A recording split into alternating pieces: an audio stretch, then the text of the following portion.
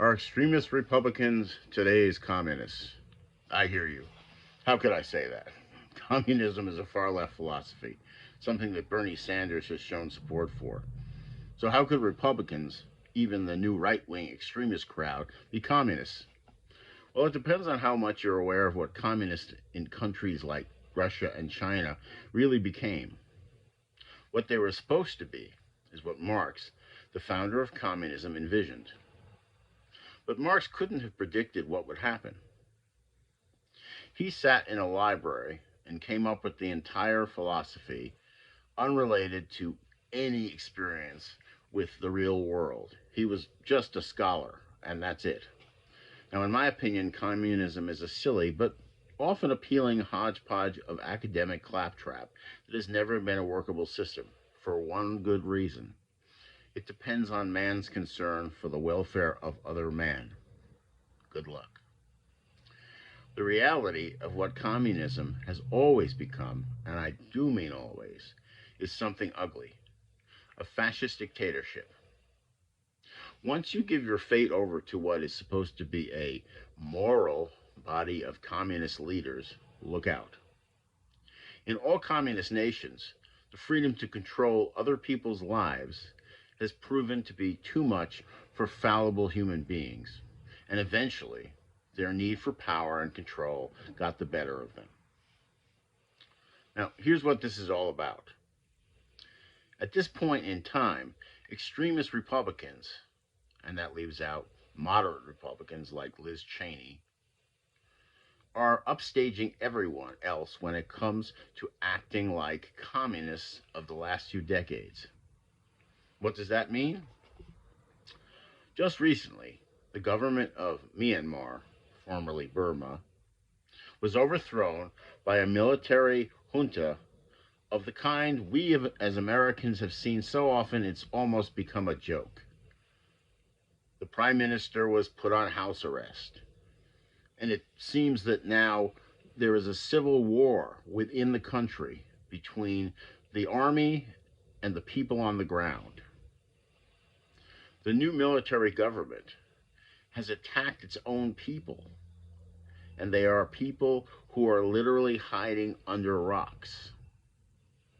Now, after so many of these tin pot dictatorships have passed through history, it would be expected that all Americans, especially legislators, would have condemned a military takeover without exception.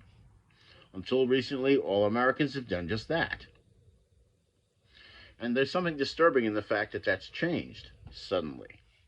As Americans, we are often offended by undemocratic governments. It's what we used to be about, but not for 14 Republican senators.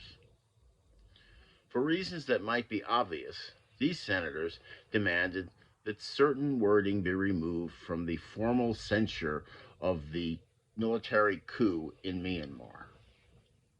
The wording regarded election irregularities. Sound familiar? Claimed by the military in Myanmar, not here, but debunked by several independent bodies that were sent to that country. Fascists always have their excuses for their actions.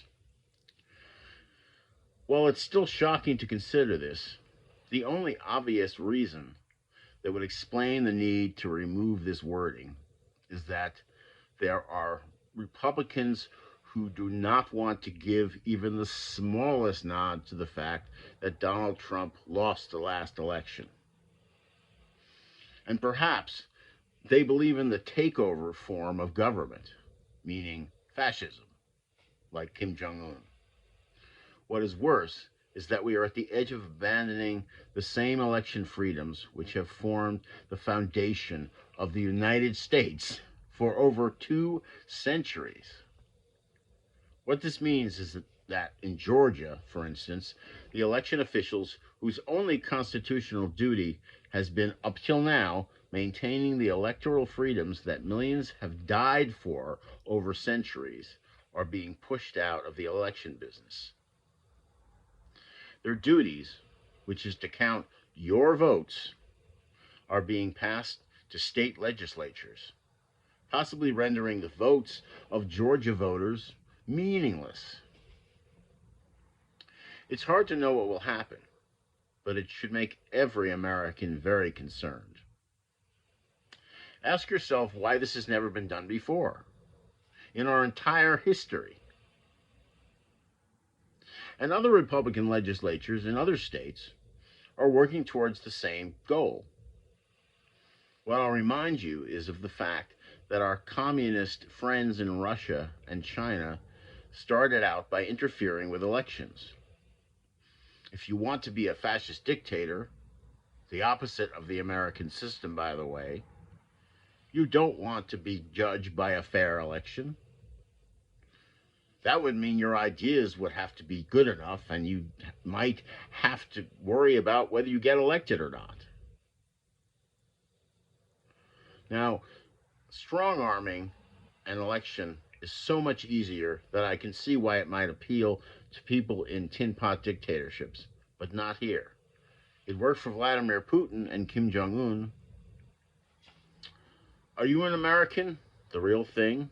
Do you want to live in the next Myanmar? The only thing that's ever stopped that from happening is having elections where everyone's vote is counted.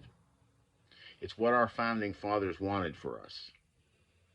And without it, America is gone. Thank you for listening.